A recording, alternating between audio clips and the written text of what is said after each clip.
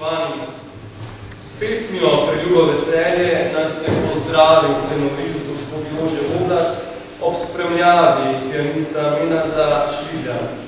Ob koncu bomo slišali še pesem Bodi zdrava domovina. K besedi vabim zgodovinarko in direktorico študijskega centra za narodno spravo, doktorico Andrejo Vali-Zver, da nas vse skupaj nagovori.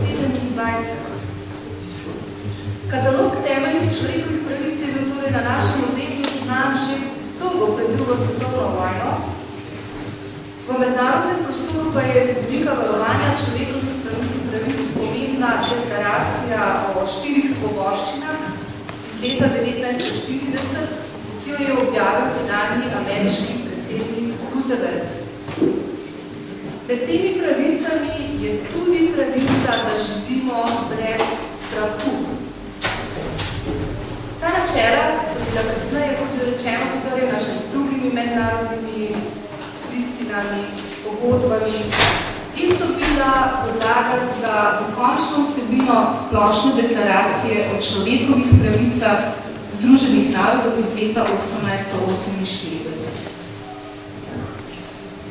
Kljub temu se je jugoslovanska in s tem tudi slovenska komunistična oblast naslonila na doktrino razrednega boja. In torej že med vojno, zlasti pa neposredno po koncu vojne in še dolgo po njej, pobila na tisoče in tisoče ljudi, ki še vedno nepokopani ležijo v rudniških jaških, v belih, v jamah, v gozdovih. Zaradi mednarodnih pritiskov je sicer partija začela spreminjati nekatere najbolj očitne kršitve človekovih pravic in temeljnih svoboščin v tako imenovane zakrite, manj vidne, posredne oblike ogrožanja človekovih pravic. In tako je začela komunistična oblast uporabljati razne administrativne ukrepe, kot so dejali, med njimi tudi tako imenovano napotitev na družbeno koristno delo. Ta ukrep, brez pristojnosti sodišč, je bil v izključni pristojnosti organov, tako imenovanih organov za notranje zadeve. Tako opevana svoboda v povojni komunistični Jugoslaviji je že v najmanjšem verbalnem ali kakšnem drugem namišljenem deliktu trčila v meje dopustnega. In ta meja je ljudem določala, kaj smejo početi, kaj smejo misliti, kaj smejo govoriti in se nečesa ne. Strah se je počasi, ampak zanesljivo zažiral v slehernega posameznika. In za dolga desetletja je ta strah poškodoval duha slovenskega človeka in ga pahnil v stanje nesvobode, tiranije in seveda krutega nasilja nad človekovim dostojanstvom. Citiram. Jaz sem imela ta delikt, da sem bila domobrančeva vdova. Nekaj dni preden so me aretirali, pa se je na filozofski fakulteti zgodilo tudi tole, kar je bilo verjetno najboljše. Imeli smo zborovanje, kjer nas je bilo okoli 200 študentov, filozofov. Imeli smo študentsko organizacijo, v kateri članica sem bila tudi jaz. In povedali so, da se bo odslej ta organizacija preimenovala v SKOJ. Na tem shodu je bilo preko 200 ljudi in vsi so bili tiho.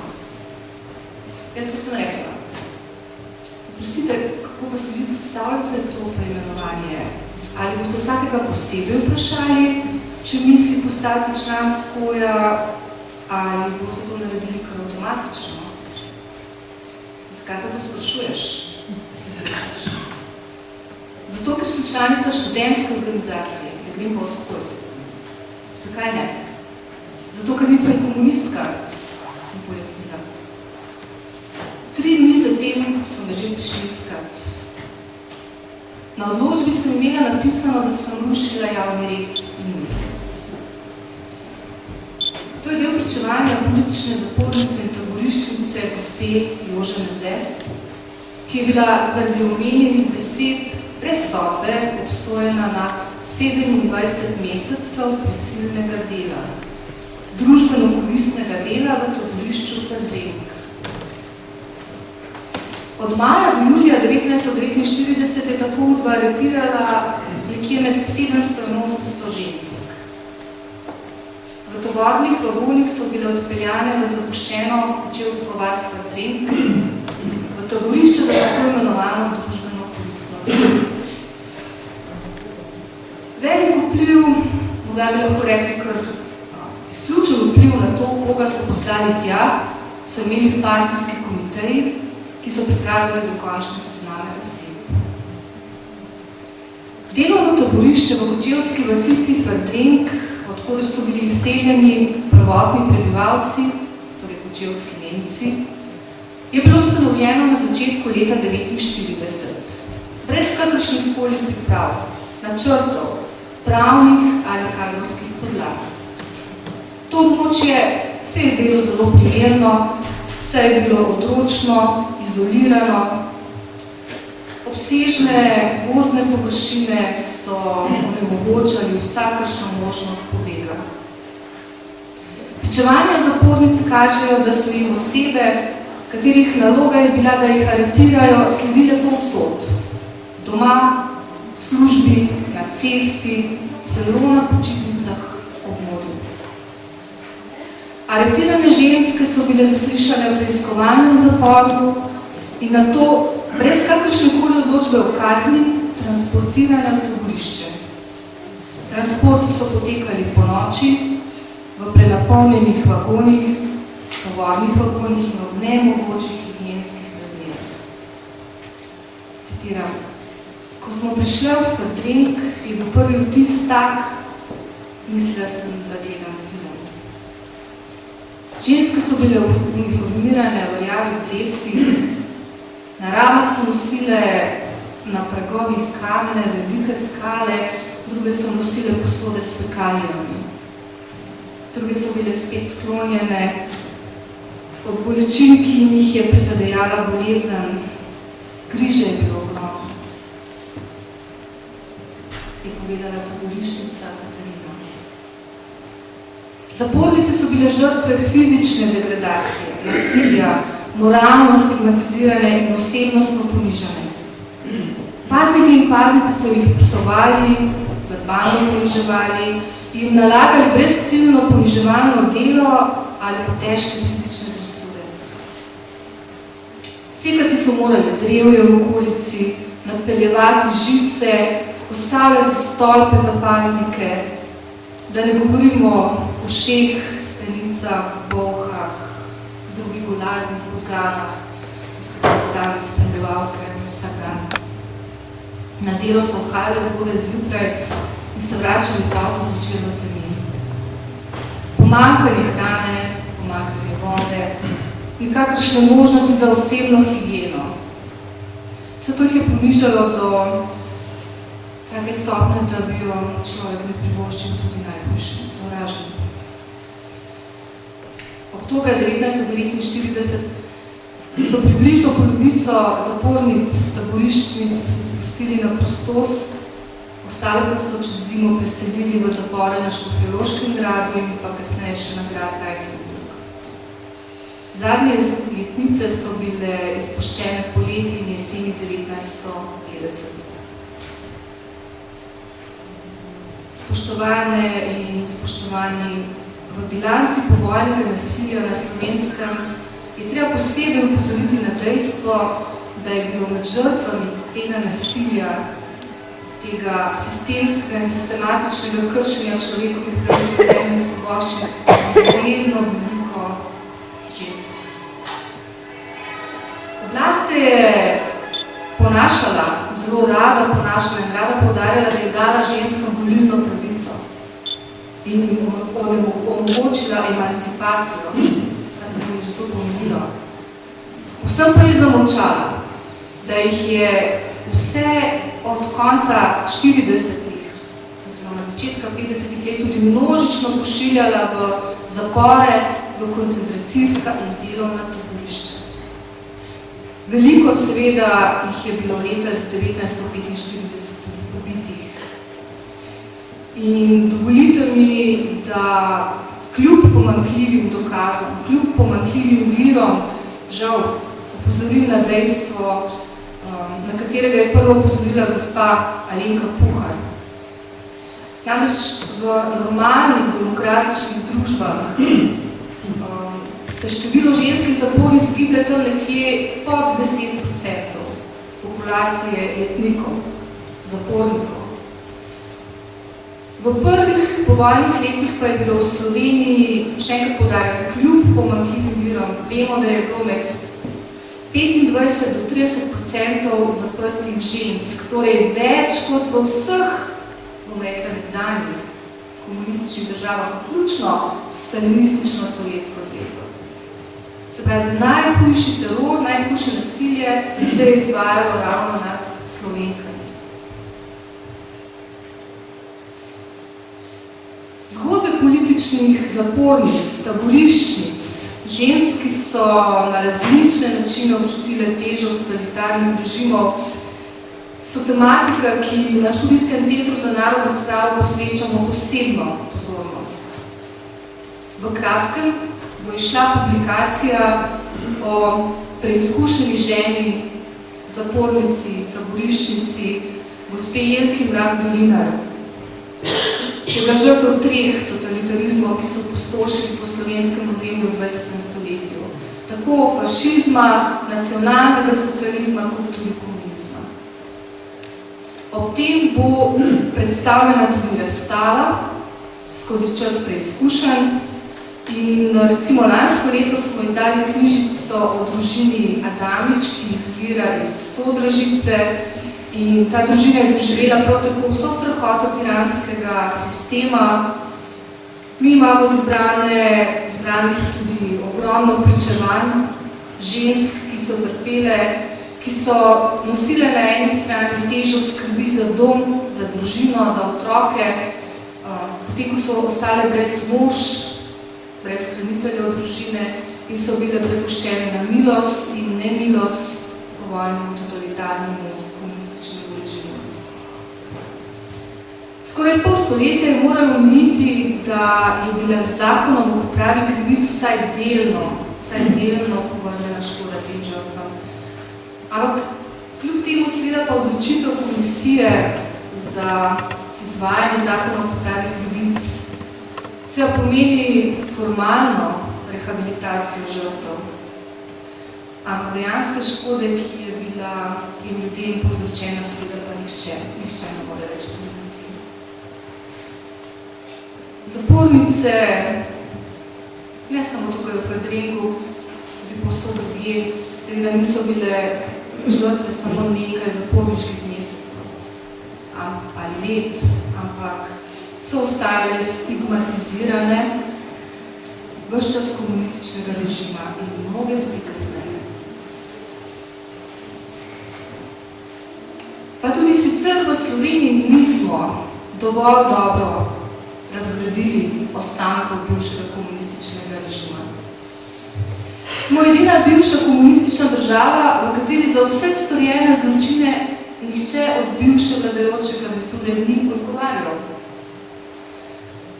Tako je v 90-ih letih že tedaj nek ugleden nemški časopis zapisal, da naj bi bil v Sloveniji sicer komunizem mrtev, ampak nihče še ni videl njegovega trupla.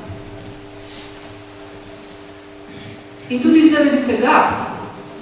zaradi tega je, drage gospe, zapornice, bivše taborišnice, ta križ, ki ga vam je naložil komunistični totalitarni režim, seveda težak, izjemno težak. In prav, da, kot je bilo danes že rečeno, se na to ne pozabi in se javnost opozarja, da te grozljive stvari, ki so se dogajale, ne grejo v pozabo. In milijonkrat smo to že ponovili, pa še milijonkrat bo treba, mladi morajo poznati te grozote, da ne bodo ponavljali enakih napak, enakih zavrot. In poslanstvo študijskega centra za narodno spravo je točno takšno. Sledimo priporočilom Evropskega parlamenta, da je potrebno razkriti in oceniti zločine komunističnih sistemov in da je spravo mogoče doseči samo s priznanjem odgovornosti, prošnjo za odpuščanje in spodbujanje moralne prenove. Kot piše v resoluciji številka 1096. Ampak verjemite mi, da se vsakodnevno sprašujem, kako hodimo Slovenci po poteh tega priznanja odgovornosti, teh prošenj za odpuščanje, te moralne prenove, te sprave, če hočete. Glede, spomenik, ki je bil nedavno tega slavnostno odprt, seveda Žalibok na simbolni ravni poziva k nadaljnji cepitvi in delitvi, kar je velika škoda. Zapravljena priložnost. Ampak seveda sprava ni odvisna samo od enega spomenika. Ni odvisna samo od enega enega spomenika. Zdaj konec konca imamo Slovenci zelo zaslepljeno to spominsko krajino. Ni odvisna samo od zakonodajno-sistemskih rešitev. Ni odvisna samo od našega osebnega sočutja, strpnosti. Ampak jaz bi dejala, da je odvisna v mnogočem od našega odnosa do zgodovinske resnice. Trpljenje žensk v krempljih zločinskega režima je nenazadnje temelj za samostojnost današnje Slovenije. Prav one so bile, poleg ostale množice ponižanih in razžaljenih, branilke demokracije, svetilniki, borke za svobodo govora, za spoštovanje ne samo žensk, ampak dostojanstvo slehernega človeka. Svojo pokončno držo so dokazovale, da je življenje močnejše od smrti in da jih vse krute metode totalitarnega komunističnega režima niso uspele streti, niso uspele uničiti. In še danes ste svetilniki demokracije za vse nas, ki včasih dvomimo uspeh prizadeva za boljše čase. Dragi gospe, hvala vam za vaš pogum, za vašo neomajno zvestobo vrednotam, na katerih temelji današnja združena Evropa in na katerih bi morala temeljiti tudi naša država Slovenija. Prizadevanja za blagostanje, pravico do spominjanja, enakopravnost in pravno varnost vseh nas seveda se še zdaleč niso zaključila. In prav vaša drža nam je pomoč na tej poti, ki jo moramo skupaj prehoditi za večjo dobrobit države Slovenije in njenih državljanov. Hvala za vašo pozornost.